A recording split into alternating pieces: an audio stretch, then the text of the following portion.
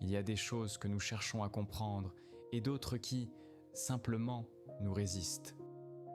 Parfois, en écoutant une musique, quelque chose s'ouvre en nous, une sensation diffuse, un frisson qui monte le long de la nuque, une impression de reconnaissance sans objet, comme si le son touchait quelque chose d'ancien, quelque chose qui n'a pas de nom, qui ne se traduit pas en mots.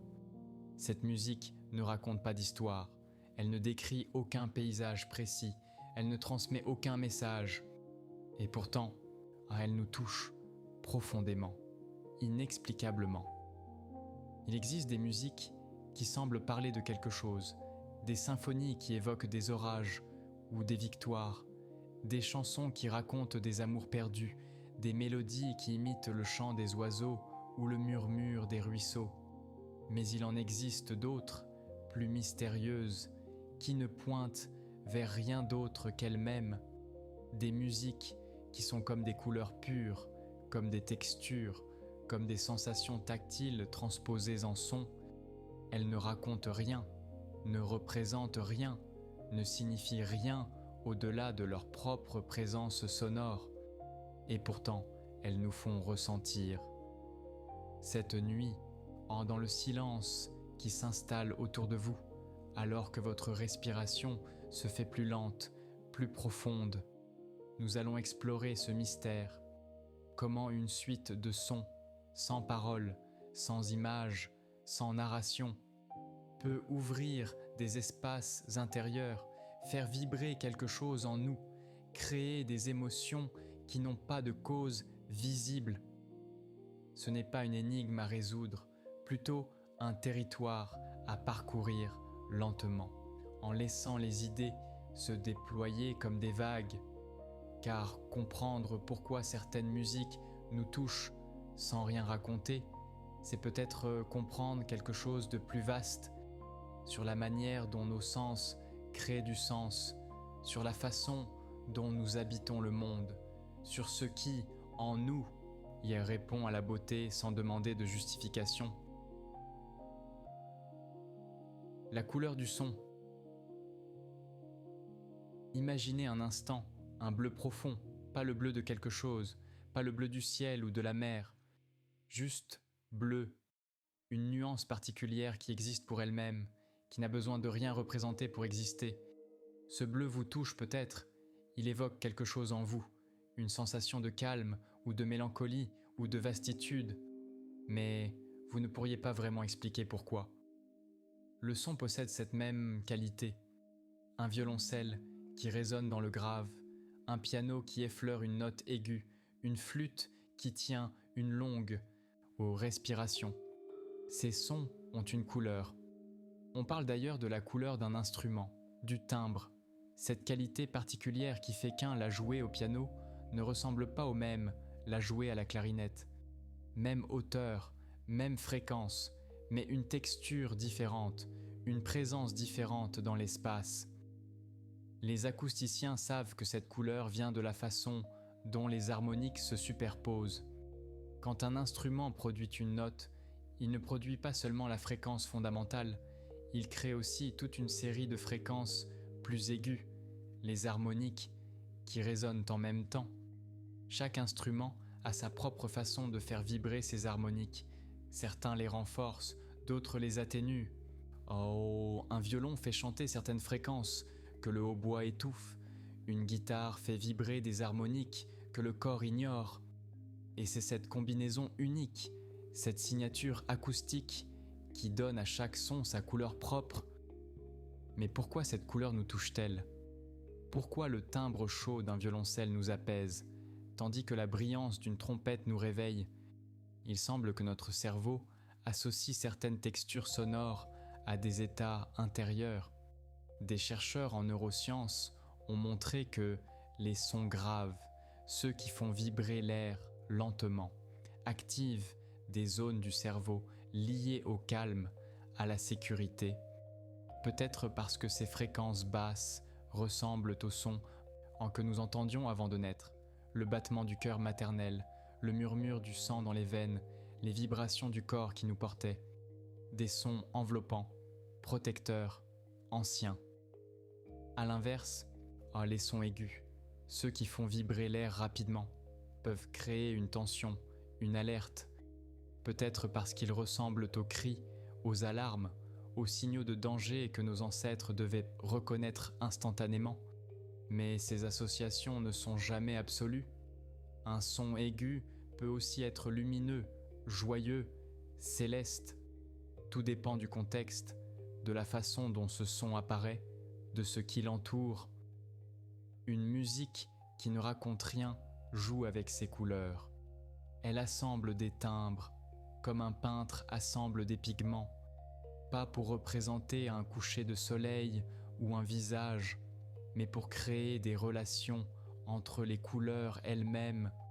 Un accord sombre à violoncelle, rejoint par une note claire au hautbois, puis une résonance métallique au vibraphone. Ces textures se rencontrent, se mélangent, créent des sensations qui n'existaient pas avant, et nous ressentons ces rencontres dans notre corps, dans notre souffle, sans qu'aucune histoire ne soit nécessaire. Parfois, une musique nous touche simplement parce qu'elle nous fait entendre une couleur de son que nous n'avions jamais entendue. Une combinaison inédite, une texture qui fait vibrer quelque chose en nous, comme découvrir une nuance de vert que nos yeux ne connaissaient pas. Cela ne raconte rien, mais cela élargit notre perception, notre palette intérieure. Et il y a dans cette expansion, dans cette découverte d'une sensation nouvelle, quelque chose qui ressemble à de la joie ou à de l'émerveillement. Sans objet précis, juste le plaisir de sentir que le monde sonore est plus vaste qu'on ne le pensait. La respiration, détention.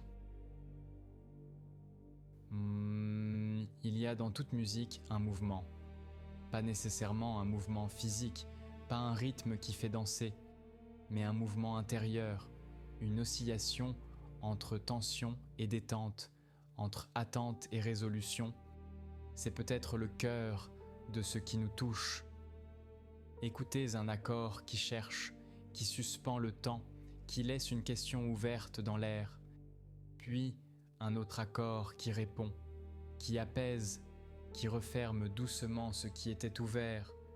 Entre ces deux moments, il y a eu une respiration, une inspiration qui créait de l'espace, de l'incertitude, du désir de résolution, puis une expiration qui relâchait cette tension, qui permettait au souffle de redescendre. Les musicologues appellent cela la fonction harmonique. Certains accords sont stables, ils donnent une impression d'arrivée, de repos, de centre. D'autres accords sont instables, ils créent une attraction vers autre chose. Ils appellent un mouvement, une transformation.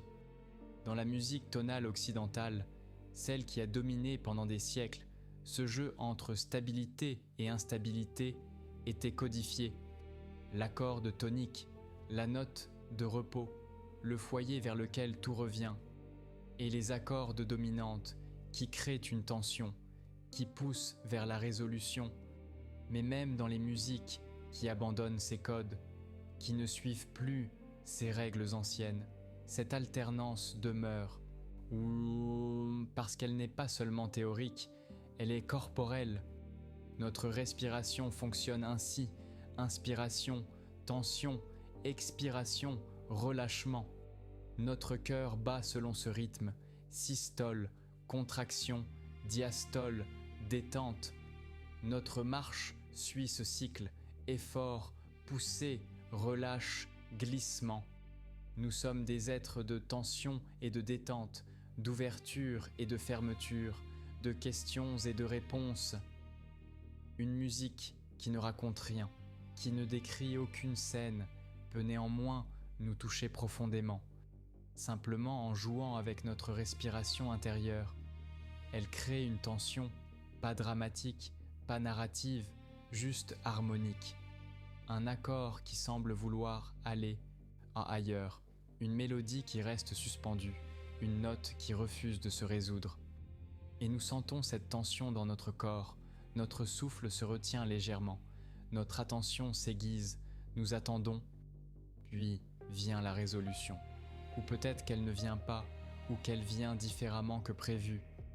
Et nous relâchons, ou nous restons en suspens, ou nous découvrons un autre type de repos. Il y a une jouissance particulière dans ce jeu. La tension n'est pas désagréable si elle est musicale, si elle est portée par la beauté du son, si elle promet une résolution. C'est comme un étirement doux qui ne fait pas mal, mais qui crée une sensation, une présence accrue de notre corps. Et quand la en détente arrive, il y a un plaisir subtil, profond, le plaisir du relâchement, de la tension qui se dissout, de l'équilibre qui revient. Certaines musiques jouent avec des tensions très longues. Elles créent une attente qui dure, qui se prolonge, qui semble ne jamais vouloir se résoudre. Et nous restons en suspension. C'est inconfortable parfois, mais c'est aussi fascinant, parce que cela ralentit notre perception du temps. Cela nous force à habiter le présent, à rester dans l'instant qui ne se conclut pas. Et quand enfin la résolution arrive, si elle arrive, le soulagement est immense, comme après une longue retenue de souffle, l'air qui rentre soudain, la poitrine qui lui s'ouvre. D'autres musiques ne créent presque aucune tension. Elles flottent, elles dérivent, elles restent dans une zone de douceur continue. Les accords glissent les uns dans les autres, sans heurts, sans conflit, sans besoin de résolution. Ces musiques ne cherchent pas à nous tenir en haleine, elles cherchent à nous bercer, à nous envelopper, et elles nous touchent autrement. Par leur absence de friction, par leur fluidité, par la façon dont elles coulent comme de l'eau, elles créent un état plus qu'un mouvement, un état de suspension douce, où rien ne presse, où rien ne demande à être résolu. Ces musiques sans tension narrative, sans direction, claires, peuvent sembler étranges d'abord, parce que nous sommes habitués aux histoires, aux progressions, aux arcs dramatiques. Mais si nous acceptons de les écouter sans attendre une histoire, si nous acceptons qu'elles ne vont nulle part, qu'elles ne racontent rien, alors nous pouvons sentir leur effet. Elles modifient notre rapport au temps, elles créent une durée différente, un présent élargi, et dans cet espace, quelque chose en nous se détend, sans raison, juste parce que la musique nous montre qu'on peut exister sans tension, sans chercher à aller quelque part.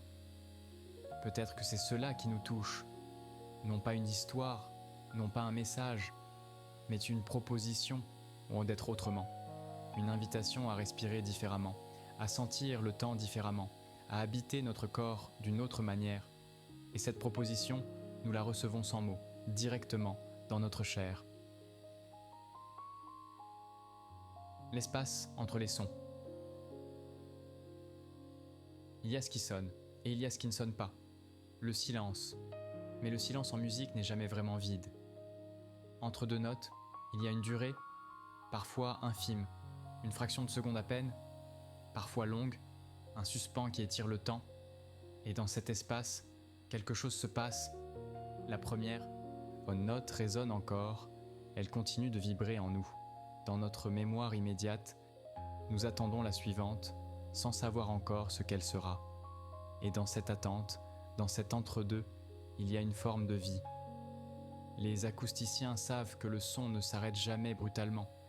Quand un instrument cesse de vibrer, les harmoniques continuent de résonner, de décroître lentement. Dans une salle de concert, les murs renvoient le son, créent des échos subtils, des réverbérations. Le silence qui suit une note n'est pas un vide absolu, c'est une décroissance, une disparition progressive, comme une lumière qui s'éteint lentement. Mais au-delà de cette réalité physique, il y a aussi ce que notre esprit a fait du silence. Nous projetons, nous anticipons, nous nous souvenons. Le silence devient un espace de possibilités. La prochaine note pourrait être n'importe où, grave ou aiguë, douce ou forte. Et cette incertitude, ce léger vertige crée une forme d'intensité, pas narrative, pas dramatique, juste présente. Certaines musiques jouent énormément avec ces silences. Elles espacent les notes, les isolent, les laissent flotter dans le temps. Chaque son devient une île entourée de silence, et nous écoutons différemment. Nous n'écoutons plus seulement les notes, nous écoutons aussi ce qui les sépare. L'espace devient aussi important que le son. Comme dans une peinture où le blanc de la toile compte autant que les coups de pinceau. Il y a une beauté particulière dans cette écoute, parce qu'elle demande une attention différente. Pas une attention qui cherche à saisir une mélodie, pas une attention qui suit un développement, mais une attention qui reste simplement présente, qui accepte que rien ne se passe, que le silence soit aussi précieux que le son. Et dans cette acceptation, il y a une forme de paix. Le silence en musique nous apprend quelque chose sur le temps. Il nous montre que le temps musical n'est pas le temps de l'horloge. Une seconde de silence, dans une musique très lente, très espacée, peut sembler durer une éternité, parce que nous sommes en attente, parce que notre attention est aiguisée, parce que nous habitons pleinement cette seconde. Et à l'inverse, dans une musique rapide, dense, une seconde peut contenir tant de notes, tant d'événements, qu'elle semble se contracter, devenir infime. Les musiques qui ne racontent rien, qui ne progressent pas vers un but, ont souvent une relation particulière au silence. Elles laissent respirer, elles ne remplissent pas chaque instant de son, elles acceptent le vide, l'espace, la suspension. Et c'est peut-être dans ces espaces, dans ces moments où rien ne sonne, que quelque chose peut se déposer en nous. Une impression, une sensation, un écho intérieur. Car la musique ne se passe pas seulement dans l'air, elle se passe aussi en nous. Les sons entrent par nos oreilles, mais ils résonnent dans notre corps entier. Et quand le son s'arrête, cette résonance continue. Pendant un instant, nous vibrons encore. Le silence nous permet de sentir cette vibration, de rester avec elle, de ne pas être immédiatement emporté vers la note suivante. Il y a des musiques qui sont presque entièrement faites de silence, où les sons sont si rares, si espacés, qu'on pourrait se demander s'il s'agit encore de musique. Mais ces sons rares, précisément parce qu'ils sont rares, deviennent précieux. Chacun est écouté avec une intensité extrême, chacun crée un événement. Et le silence qui les entoure n'est pas un manque, c'est un écrin, un espace qui permet au son de résonner pleinement, de se déployer, de mourir lentement. Quand nous écoutons ces musiques, nous entrons dans un autre rapport au temps. Nous cessons d'attendre que quelque chose se passe. Nous acceptons que le silence soit la musique autant que les notes elles-mêmes. Et dans cette acceptation, quelque chose se détend en nous. Notre besoin que le temps soit rempli, notre peur du vide, notre habitude de toujours vouloir plus de stimulation, tout cela se relâche un peu.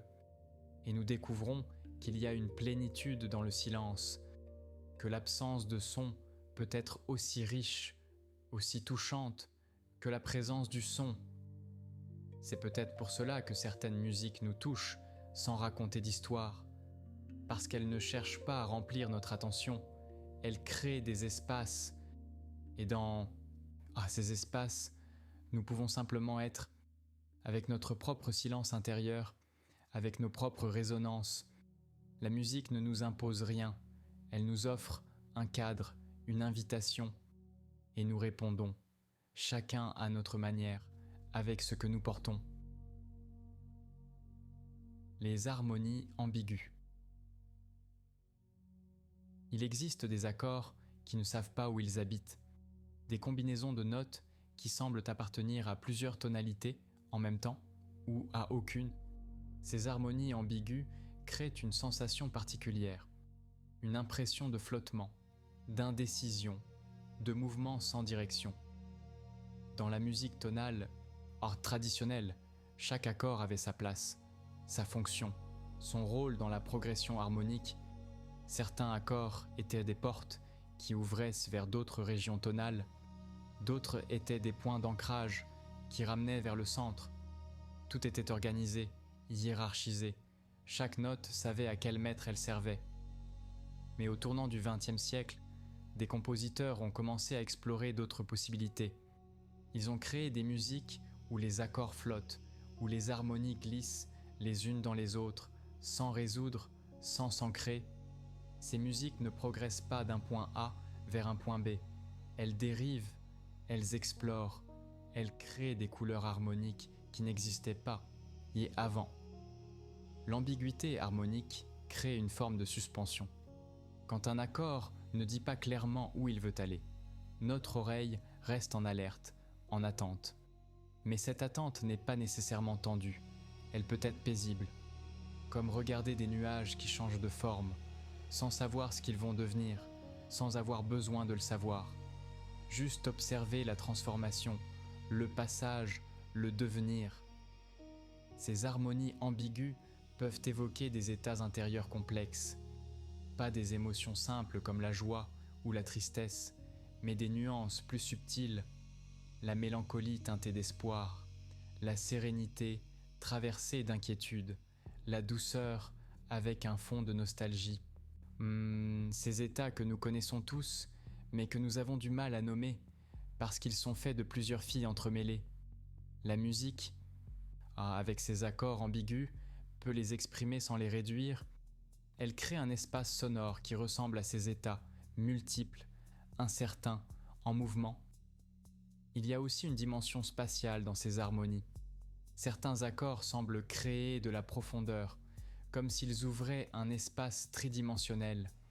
Les notes graves forment un sol, les notes médiums créent un plan intermédiaire, les notes aiguës dessinent un ciel. Et dans cet espace, d'autres notes peuvent bouger, glisser, créer des chemins. Nous ne voyons pas cet espace, mais nous le sentons. Notre perception spatiale s'active, même si nos yeux sont fermés, même dans l'obscurité complète. Le son seul crée aux géométries, une architecture invisible. Les harmonies ambiguës refusent les cadres simples. Elles ne se laissent pas facilement catégoriser. Et c'est peut-être pour cela qu'elles nous touchent. Parce que notre vie intérieure est elle aussi ambiguë. Nous ne sommes jamais entièrement joyeux ou entièrement tristes. Nous sommes toujours un mélange, une superposition d'états. Et quand une musique reflète cette complexité, sans essayer de la résoudre, sans essayer de la simplifier en une émotion claire, nous nous reconnaissons en elle, pas de manière consciente, pas de manière explicite, mais dans notre corps, dans notre respiration qui s'ajuste, dans notre cœur en qui répond. Il y a une forme de vérité dans ces musiques ambiguës, la vérité de ce qui ne se résout pas, de ce qui reste en suspension, de ce qui coexiste sans se fondre. Elles ne nous mentent pas, en prétendant que tout finit bien, que toute tension trouve sa résolution. Elles acceptent l'incomplétude, l'ouverture, le non fini. Et il y a un soulagement étrange à entendre cette acceptation. Certaines de ces musiques utilisent des échelles qui ne sont pas les nôtres, pas les gammes majeures ou mineures que nous connaissons, mais des modes anciens, des échelles venues d'autres cultures, des divisions du spectre sonore qui créent d'autres intervalles. Ces sonorités peuvent sembler étranges d'abord, parce qu'elles ne correspondent pas au code que nous avons intégré. Mais si nous acceptons de les écouter sans jugement, sans chercher à les ramener à ce que nous connaissons, elles peuvent ouvrir des portes vers des états émotionnels que notre musique habituelle ne touche pas, vers des nuances que nos accords familiers ne peuvent pas exprimer. Il y a une qualité méditative dans ces harmonies qui dérivent, parce qu'elles ne nous emmènent nulle part, elles ne construisent pas de climax, elles ne créent pas d'arc dramatique. Elles sont juste là, présentes, changeantes mais sans direction. Et cette absence de direction peut être apaisante, parce qu'elle nous libère de l'attente. Nous n'avons pas besoin d'anticiper où la musique va. Nous pouvons simplement rester avec elle, instant après instant, sentir chaque accord comme un lieu temporaire, que nous habitons le temps de sa durée avant de glisser vers le suivant. Ces musiques ne racontent rien, elles ne représentent rien, mais elles créent un espace intérieur, un espace où nous pouvons déposer nos propres ambiguïtés, nos propres complexités, nos propres contradictions, et les sentir accueillis, pas résolus, pas expliqués, juste accueillis, dans le mouvement harmonique qui accepte de ne pas conclure, de ne pas trancher, de rester dans la zone grise où la plupart de notre vie se passe réellement. Le rythme comme souffle. Le rythme n'est pas seulement une mesure du temps, il peut être une respiration. Dans certaines musiques, le rythme frappe, il marque, il découpe le temps en segments égaux. 1, 2, 3, à 4, régulier, prévisible, rassurant dans sa répétition. Ce type de rythme nous fait bouger, il ancre notre corps dans un mouvement, il crée une pulsation commune. Mais il existe d'autres rythmes, des rythmes qui ondulent, qui s'étirent, qui se contractent, des rythmes qui respirent. Imaginez une phrase musicale qui commence lentement, qui accélère progressivement, puis ralentit à nouveau, comme une vague qui monte, qui atteint sa crête, puis redescend. Ce mouvement organique, cette pulsation vivante, n'est pas métronomique.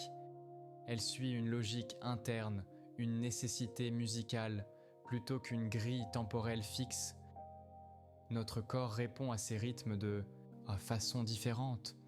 Nous ne tapons pas du pied, nous ne dansons pas, mais notre respiration s'ajuste.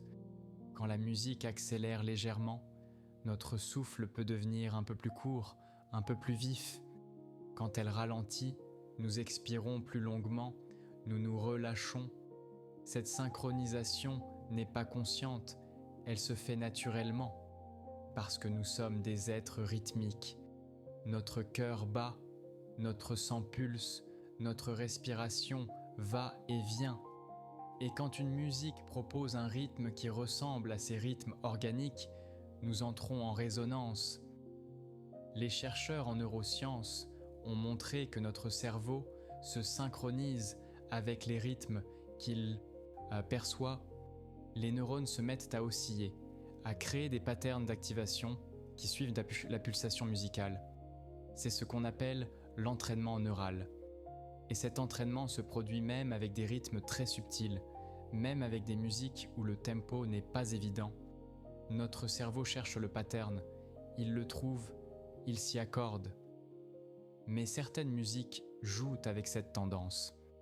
Elles proposent des rythmes qui échappent à la régularité, des mesures qui changent constamment, 7 temps, puis 5, puis 9, des silences qui interrompent la pulsation, des accélérations et des ralentissements imprévisibles. Ces rythmes, en irrégulier, peuvent créer une forme de déstabilisation, pas désagréable, mais intrigante. Nous ne pouvons pas anticiper, nous ne pouvons pas nous installer dans la répétition. Nous devons rester présents, attentifs, ouverts à la surprise. Il y a aussi les musiques sans rythme apparent, des musiques où les notes s'écoulent librement, sans pulsation sous-jacente, comme des nuages qui dérivent, comme de l'eau qui coule selon le relief du terrain. Ces musiques créent une temporalité différente. On ne peut plus compter, on ne peut plus mesurer. Le temps devient fluide, élastique. Une note peut durer très longtemps, puis plusieurs notes peuvent se presser rapidement, sans logique métrique, juste selon la nécessité expressive du moment. Cette liberté rythmique peut être profondément apaisante, parce qu'elle nous libère de la tyrannie du tempo. Dans notre vie quotidienne, nous sommes constamment soumis à des rythmes externes, les horaires, les échéances, le tic-tac de l'horloge. Nous devons nous synchroniser avec le monde, nous adapter à sa cadence. Mais dans ces musiques sans rythme fixe, nous pouvons échapper à cette contrainte. Le temps redevient souple, personnel, intérieur. Et notre respiration, notre rythme biologique le plus fondamental peut suivre la musique ou la musique peut y suivre notre respiration. Il n'y a plus de hiérarchie claire, plus de tempo imposé, juste une danse subtile entre le son qui arrive de l'extérieur et le souffle qui monte de l'intérieur. Certains instruments facilitent cette liberté rythmique. Les instruments à cordes peuvent te prolonger une note indéfiniment, avec l'archet qui va et vient, créant une continuité sans interruption. Les instruments à vent suivent le souffle du musicien, et ce souffle humain n'est jamais parfaitement régulier. Il varie, il pulse, il vit, même le piano, qui frappe ses cordes, peut créer des rythmes respirés, en jouant avec les durées, en laissant certaines notes résonner longuement, en créant des silences qui ne sont à pas mesurer mais sentis. Le rythme comme souffle crée une intimité particulière, parce que le souffle est ce qu'il y a de plus personnel, de plus intérieur. Quand une musique respire, elle devient presque vivante. Nous sentons une présence, pas la présence d'une histoire ou d'un personnage, mais la présence d'un souffle, d'une vie, et nous entrons en relation avec cette vie. Notre souffle s'accorde au sien, nos rythmes intérieurs dialoguent. C'est une forme de communion, silencieuse, non-verbale, profonde. Ces musiques qui ne racontent rien, mais qui respirent, peuvent nous toucher très profondément, parce qu'elles nous rappellent que nous sommes vivants, pas de façon dramatique, pas de façon intense, mais de façon simple. Le fait de respirer, d'inspirer, d'expirer, c'est la base de tout. Et une musique qui incarne cette respiration, qui la rend audible, qui la célèbre dans sa simplicité, nous ramène à l'essentiel, à ce moment présent où nous sommes là, vivants, respirants, sans besoin d'histoire, sans besoin de message, juste la reconnaissance de ce fait simple et miraculeux. Ce que la musique ouvre en nous. Une musique entre par les oreilles, mais elle ne reste pas dans les oreilles, elle voyage. Les vibrations sonores deviennent signaux nerveux. Ces signaux remontent vers le cerveau, mais pas vers un seul endroit.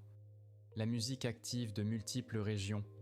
Les zones auditives bien sûr, qui analysent les fréquences, les timbres, les patterns rythmiques, mais aussi les zones motrices. Même quand nous ne bougeons pas, notre cerveau prépare des mouvements potentiels, suit le rythme de façon fantôme. Les zones de la mémoire s'activent, cherchant des échos, des similarités avec des sons déjà entendus. Et les zones émotionnelles, l'amygdale, le système limbique, qui donnent une coloration affective à ce que nous entendons. Ce réseau d'activation est fascinant, parce qu'il montre que la musique n'est pas qu'un stimulus sensoriel, elle est une expérience totale, qui engage notre corps, notre mémoire, nos émotions, notre sens du mouvement, notre anticipation, tout cela simultanément. Mais au-delà de cette neurologie, il y a quelque chose de plus difficile à mesurer, ce que la musique ouvre en nous, des espaces intérieurs, des chambres que nous n'avions pas visitées depuis longtemps, des sensations que nous avions oubliées.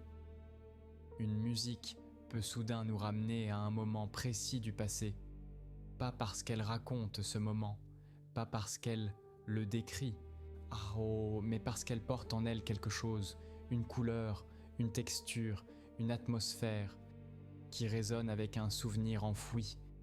Et soudain, nous sommes ailleurs et ici en même temps. Nous sentons le poids d'une lumière d'été, l'humidité d'une pièce ancienne, la présence de quelqu'un qui n'est plus là. La musique n'a pas provoqué ces images consciemment, elle a juste ouvert une porte. Cette capacité de la musique à activer la mémoire involontaire est puissante.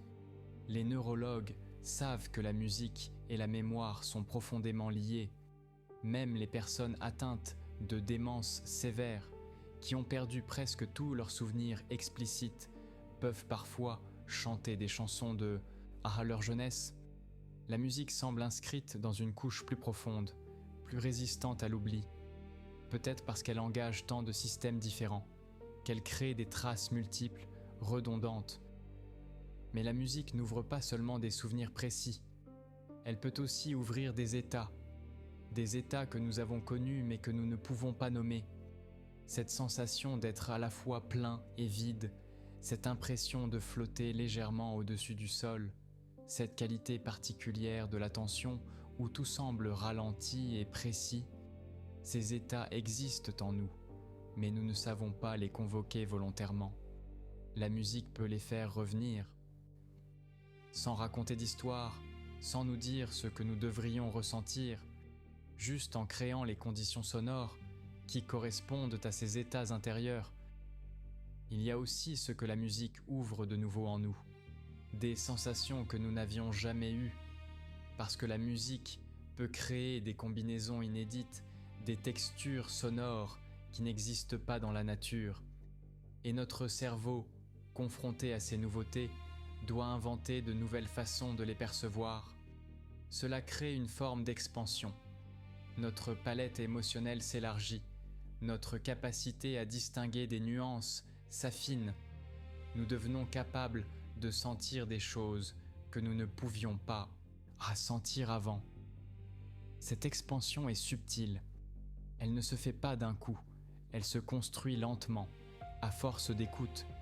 Chaque fois que nous écoutons une musique qui nous dérange un peu, qui ne rentre pas tout de suite dans nos cadres, nous forçons doucement notre perception à s'adapter, à trouver de nouvelles catégories, à créer de nouvelles connexions. Et petit à petit, ce qui était étrange devient familier, ce qui était dissonant devient cohérent. Non pas parce que la musique a changé, mais parce que nous avons changé. Il y a quelque chose de profondément humain dans cette capacité, notre plasticité, notre ouverture au nouveau, notre aptitude à trouver de la beauté dans ce qui nous était d'abord incompréhensible. La musique qui ne raconte rien, qui ne nous guide pas, qui ne nous dit pas comment la comprendre, nous force à développer cette plasticité. Elle nous demande de venir à elle, de faire l'effort, de créer nous-mêmes le sens. Et cet effort, même s'il est parfois difficile, est aussi une joie. La joie de découvrir, de grandir, d'élargir notre monde intérieur. Ce que la musique ouvre en nous, c'est aussi un espace de contemplation, un temps où nous ne faisons rien d'autre qu'écouter. Dans un monde où chaque instant doit être productif, où chaque activité doit avoir un but, écouter de la musique qui ne raconte rien, qui ne nous apprend rien de précis, qui ne nous divertit pas de façon spectaculaire, c'est une forme de résistance, une affirmation que nous avons le droit de simplement être, d'habiter le temps sans le remplir.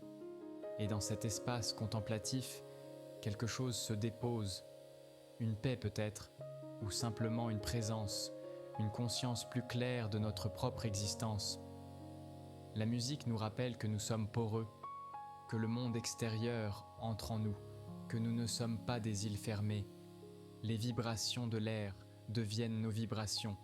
Les rythmes extérieurs influencent nos rythmes intérieurs. Il y a une continuité entre ce qui sonne dehors et ce qui résonne en dedans. Et cette continuité peut être apaisante parce qu'elle nous rappelle que nous ne sommes pas seuls, que nous faisons partie d'un tissu plus vaste, sonore, vibrant, vivant. Ce que la musique ouvre, c'est peut-être simplement cela, la conscience de notre perméabilité, de notre capacité à résonner, à être touché, et dans un monde qui nous pousse souvent à nous durcir, à nous protéger, à maintenir nos frontières, la musique nous invite à nous ouvrir, à laisser entrer le son, à le laisser nous transformer, même légèrement, même temporairement. Et il y a une beauté dans cette vulnérabilité choisie. L'ineffable est le corps. Il y a des choses que les mots ne peuvent pas saisir, des sensations qui échappent au langage. La musique habite ce territoire. Essayez de décrire avec des mots la texture exacte d'un accord de corde, le frisson qui monte le long de votre colonne vertébrale quand une harmonie se résout, la qualité particulière du silence qui suit une note très douce. Les mots butent, ils tournent autour, ils approximent, mais ils ne capturent jamais tout à fait. C'est peut-être pour cela que la musique existe, pour dire ce que les mots ne peuvent pas dire, pas des choses conceptuelles, pas des idées abstraites, mais des qualités sensibles, des nuances émotionnelles, des états de conscience qui n'ont pas de nom, qui ne peuvent être transmis que par l'expérience directe. Le philosophe Yankelevitch disait que la musique parle de l'ineffable, de ce qui ne peut être dit. Elle ne le traduit pas en mots, elle le présente directement. Quand nous écoutons une musique qui nous touche, nous faisons l'expérience de quelque chose que nous ne pourrions pas expliquer à quelqu'un qui ne l'a pas entendu. Nous pourrions dire « c'était beau, c'était triste, c'était étrange », mais ces mots sont si généraux, si pauvres par rapport à la richesse à l'expérience réelle.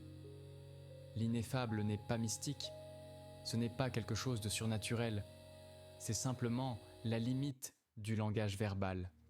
Notre expérience est toujours plus riche, plus complexe, plus nuancée que ce que nous pouvons en dire, et la musique nous le rappelle constamment. Mais l'ineffable n'est pas désincarné. Au contraire, ce que la musique nous fait sentir, nous le sentons dans notre corps.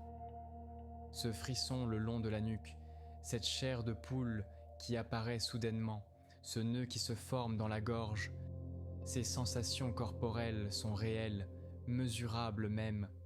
Les scientifiques, qui étudient les frissons musicaux, ont montré qu'ils s'accompagnent de changements physiologiques. Le rythme cardiaque qui s'accélère légèrement, la conductance électrique de la peau qui augmente, la libération de dopamine dans le cerveau. La musique ne crée pas seulement des états mentaux, elle crée des états corporels. Et peut-être que c'est là que réside sa puissance, dans cette capacité à court-circuiter le mental, à parler directement au corps. Nous n'avons pas besoin de comprendre une musique pour qu'elle nous affecte. Notre corps comprend, à sa manière. Il reconnaît des patterns, des tensions, des résolutions. Il répond par un relâchement musculaire, par une modification de la respiration, par une sensation dans le ventre ou la poitrine. Cette intelligence du corps est ancienne, bien plus ancienne que le langage, bien plus ancienne que la pensée conceptuelle. Les bébés réagissent à la musique avant de comprendre les mots. Ils se calment avec certains sons, s'agitent avec d'autres. Les animaux aussi répondent aux sons. Certaines vaches produisent plus de lait quand on leur joue de la musique douce. Les oiseaux adaptent leur chant selon l'environnement sonore. Le son affecte le vivant, de façon directe, sans médiation, mais conceptuelle. Quand une musique ne raconte rien, quand elle ne propose aucune représentation, aucune image mentale, elle nous ramène à cette expérience première, celle d'être un corps qui vibre, qui résonne, un corps qui n'a pas besoin de comprendre pour sentir, qui n'a pas besoin d'interpréter pour être affecté. Il y a une forme de vérité dans cette immédiateté, parce qu'elle échappe à nos constructions mentales, à nos habitudes de pensée, à nos filtres culturels. Bien sûr, notre culture influence notre écoute. Un accord qui sonne consonant pour nous peut sembler dissonant dans une autre tradition musicale, mais en deçà de ces codes appris, il reste quelque chose de plus brut, de plus universel, la réponse du corps aux vibrations, aux fréquences, au rythme. Certaines fréquences font vibrer certaines parties de notre corps. Les sons très graves, nous les sentons dans la poitrine, dans le ventre. Les sons aigus, nous les sentons dans la tête, dans les oreilles bien sûr, mais aussi parfois dans les dents, dans les os du crâne. Notre squelette entier est un résonateur. Et quand nous écoutons de la musique, surtout de la musique forte ou de la musique très grave, Nous ne l'écoutons pas seulement avec nos oreilles, nous l'écoutons avec tout notre corps. Cette dimension corporelle de l'écoute est souvent oubliée, parce que nous pensons l'écoute comme une activité mentale, mais elle est d'abord physique, le tympan qui vibre, les osselets qui transmettent, la cochlée qui transforme le mécanique en nerveux, et au-delà de l'oreille, tout le corps qui participe. Peut-être que les musiques qui nous touchent sans rien raconter sont celles qui parlent le mieux à cette dimension corporelle, parce qu'elles ne nous demandent pas de penser, elles nous demandent de sentir. Et sentir, c'est laisser le corps faire son travail, laisser les vibrations entrer, se propager, créer leurs effets subtils, sans essayer de les traduire, sans essayer de les comprendre, juste les accueillir, comme on accueille une brise, ou la chaleur du soleil, ou le contact d'une étoffe douce. Dans cette réception corporelle, il y a une forme de sagesse. Le corps sait des choses que le mental ignore. Il sait quand se détendre, quand se tendre, quand respirer profondément. Et la musique peut guider ce savoir, non pas en donnant des instructions, mais en créant un environnement sonore auquel le corps répond naturellement, comme il répond à la lumière du matin ou à l'obscurité du soir, sans réfléchir, par une intelligence première, antérieure à la conscience. C'est peut-être cela, le mystère de la musique qui ne raconte rien.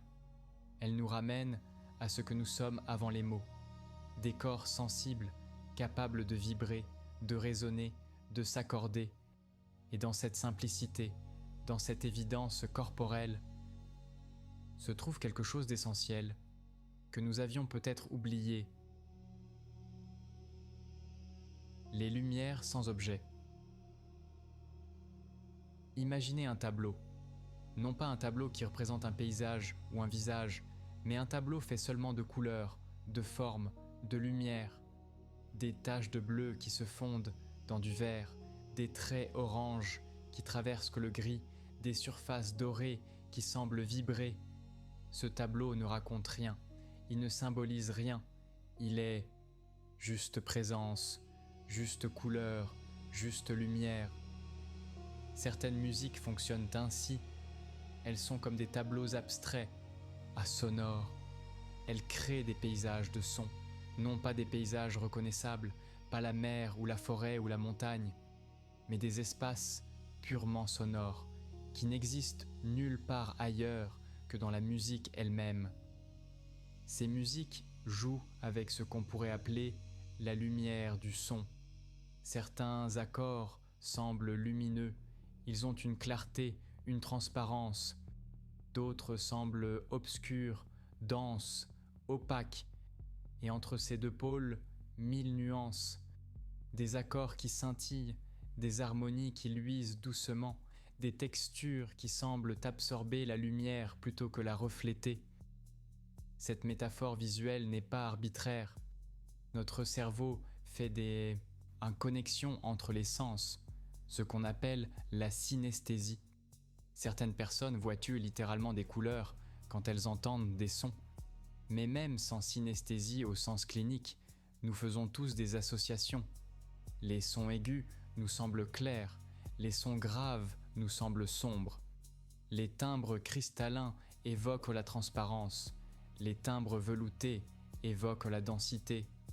Ces correspondances ne sont pas uniquement culturelles, elles ont une base perceptuelle. Une musique peut donc jouer avec ces impressions de lumière. Elle peut créer l'équivalent sonore d'un lever de soleil, non pas en imitant des coqs ou des oiseaux, mais en faisant progressivement à monter la luminosité harmonique, en commençant dans le grave, dans des harmonies troubles, où les notes semblent se fondre les unes dans les autres, puis en introduisant progressivement des notes plus aiguës, des accords plus clairs, des espacements qui laissent entrer l'air, jusqu'à arriver à une texture très aérée, très lumineuse, où chaque note brille distinctement. Ce processus ne raconte pas le lever du soleil, il ne le représente pas, mais il en crée l'équivalent sensible. Nous sentons une progression. du sombre vers le clair, du dense vers le léger, du confus vers le distinct. Et cette progression peut évoquer en nous, sans qu'aucun mot ne soit prononcé, sans qu'aucune image ne soit montrée, l'impression d'un commencement, d'une clarification, d'une ouverture. De la même manière, une musique peut créer l'impression de pénombre, en utilisant des harmonies floues, des accords où les notes sont très proches les unes des autres, créant une friction, une zone indistincte, en privilégiant le registre médium, ni grave ni aigu, où les contours sont moins nets, en laissant les sons se superposer, se mélanger, créer une texture épaisse. Cette pénombre sonore n'est pas triste nécessairement.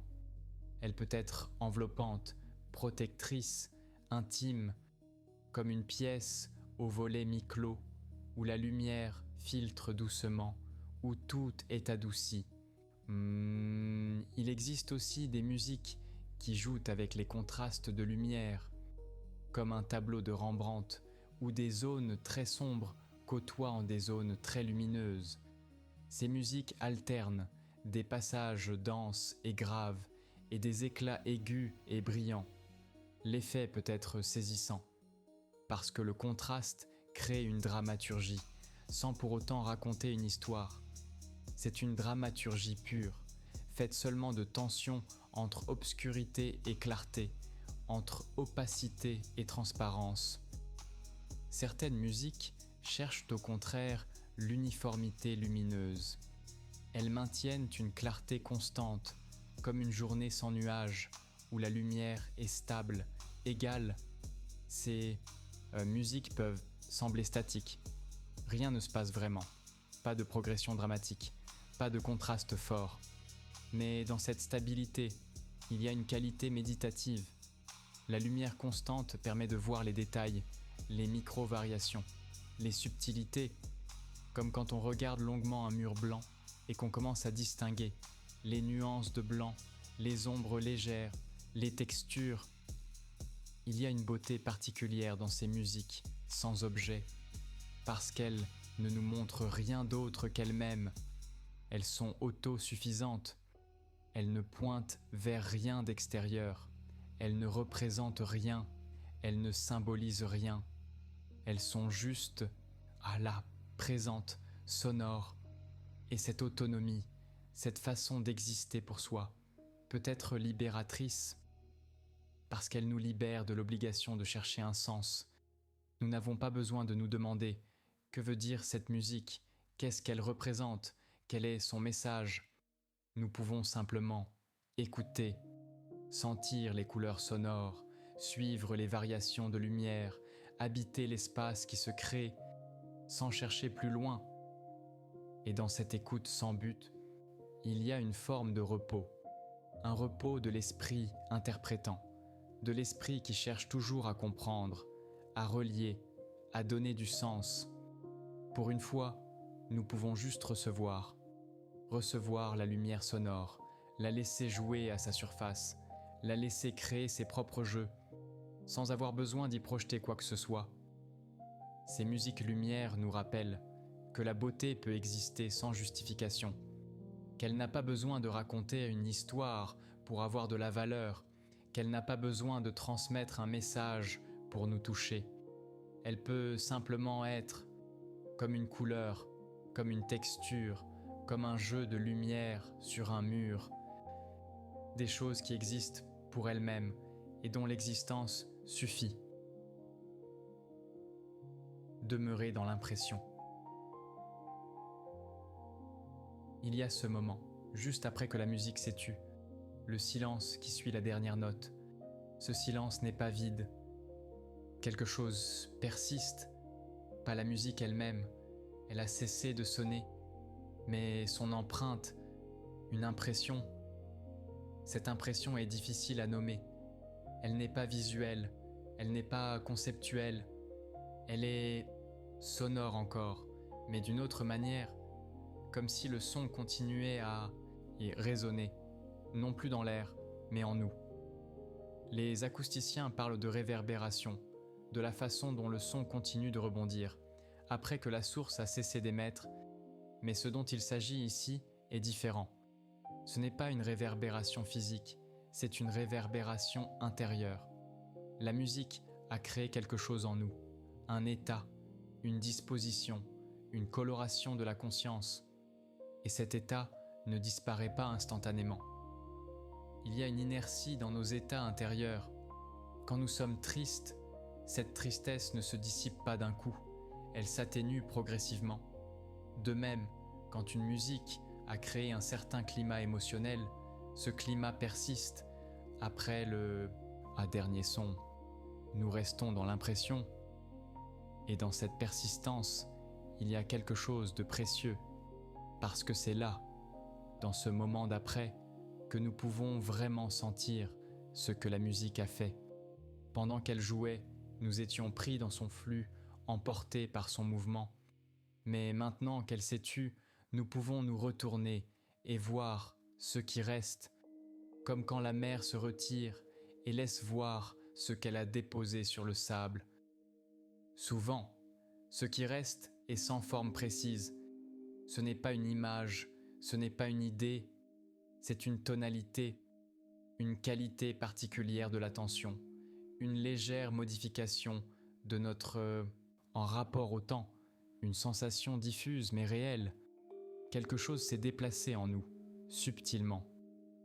Les musiques qui ne racontent rien, qui ne proposent pas de contenu narratif, laissent souvent les impressions les plus durables, parce qu'elles ne nous donnent rien de spécifique à retenir, aucun thème mélodique accrocheur, aucun message à mémoriser. Elles créent simplement un état, et cet état, précisément parce qu'il n'a pas de contenu défini, peut s'intégrer plus profondément. Il devient une couleur de fond, une tonalité de base, qui teinte notre expérience, pour un moment, ou parfois plus longtemps. Il y a des musiques qui nous accompagnent ainsi, pendant des heures après, en les avoir écoutées. Nous vaquons à nos occupations, mais quelque chose de la musique reste présent, pas comme un souvenir conscient, plutôt comme une atmosphère. Nous regardons le monde différemment. Les couleurs semblent peut-être plus intenses ou plus douces. Les bruits quotidiens prennent une autre qualité. Notre rythme intérieur a changé, légèrement mais réellement. Cette persistance de l'impression musicale est peut-être le signe le plus clair que la musique nous a vraiment touchés, parce qu'elle n'est pas restée à la surface, elle est descendue plus profondément. Elle a modifié quelque chose dans notre façon d'être, et cette modification, aussi subtile soit-elle, est précieuse, parce qu'elle nous rappelle que nous sommes transformables, que nous ne sommes pas figés, que quelque chose d'aussi immatériel que le son peut changer notre état, notre perception, notre relation au monde. Demeurer dans l'impression, c'est accepter de ne pas tout de suite revenir à notre état habituel, c'est prendre le temps de sentir ce qui a changé, sans chercher à le définir, sans chercher à le nommer, juste le sentir, le laisser être. Et dans cette patience, dans cette attention à l'après-coup, nous prolongeons la musique, nous continuons son œuvre en nous, car la musique ne s'arrête pas vraiment. Quand les instruments se taisent, elle continue, dans le silence qu'elle a coloré, dans le temps qu'elle a modifié, dans notre corps qui vibre encore doucement. Et peut-être que c'est cela, la véritable durée de la musique, non pas le temps qu'elle sonne, mais le temps qu'elle résonne. Oh, le temps qu'elle continue de vivre en nous, après qu'elle s'est tue. Certaines musiques ne créent leurs effets les plus profonds que dans ce silence qui les suit. Pendant qu'elles jouent, elles sont trop présentes, trop immédiates. Mais quand elles cessent, quand le silence revient, c'est alors que nous pouvons vraiment entendre ce qu'elles ont dit, non pas avec des mots, mais avec des impressions, des sensations, des modifications subtiles de notre être. Et nous pouvons choisir de demeurer dans ces impressions, de ne pas tout de suite rallumer la lumière, de ne pas tout de suite chercher autre chose, de rester simplement dans cet espace que la musique a ouvert, qui n'est ni le bruit du monde, ni le silence absolu, mais quelque chose entre les deux, un silence habité par l'écho de ce qui vient de se passer. Ce temps d'après, ce temps de l'impression, est un temps de transition entre la musique et le monde, entre l'écoute et l'action, entre l'intériorité et l'extériorité. Un seuil, et comme tous les seuils, il mérite qu'on s'y arrête, qu'on ne le franchisse pas trop vite, qu'on prenne le temps de sentir ce passage. Car c'est dans ce passage que quelque chose peut se déposer, quelque chose que nous emporterons sans même le savoir. Une trace infime, mais réelle, que la musique aura laissée, non pas dans notre mémoire explicite, mais plus profond, dans cette couche de nous-mêmes où résonnent les choses sans nom, où habitent les impressions qui ne se disent pas. Et maintenant, alors que vous êtes là, dans le silence qui suit ces mots, peut-être qu'une musique résonne encore en vous, une musique que vous avez entendue autrefois, qui ne racontait rien, qui ne disait rien, mais qui vous avait touché. Et peut-être que maintenant vous comprenez un peu mieux pourquoi elle vous avait touché. Non pas parce qu'elle transmettait un message, non pas parce qu'elle représentait quelque chose, mais simplement parce qu'elle créait un espace où quelque chose pouvait se déployer en vous, quelque chose qui n'avait pas besoin de nom, qui n'avait pas besoin d'explication, qui était juste là, présent, vivant. Les musiques qui ne racontent rien nous offrent ce cadeau étrange. Elles nous rappellent que nous pouvons être touchés sans comprendre pourquoi, que nous pouvons ressentir sans avoir besoin de justifier, que la beauté peut exister sans raison, sans but, sans message, juste par sa présence. Et peut-être que c'est cela qui nous touche le plus profondément. Cette permission d'être sensible sans avoir à expliquer, cette invitation à laisser quelque chose nous atteindre, sans médiation, sans interprétation, directement. Laissez maintenant votre respiration suivre son propre rythme. Sentez votre corps qui s'alourdit doucement, les tensions qui se relâchent une à une, et peut-être qu'une musique viendra dans vos rêves, une musique qui ne racontera rien, mais qui vous bercera, qui vous accompagnera dans ces territoires où les mots n'existent plus, où seules les impressions demeurent, douces, fluides, sans contour. Dormez maintenant, entouré par le silence qui contient encore l'écho de toutes les musiques que vous avez aimées, sans savoir pourquoi. Et si ce voyage vous a plu, vous pouvez rejoindre Sommeil et Savoir pour d'autres explorations nocturnes. Bonne nuit.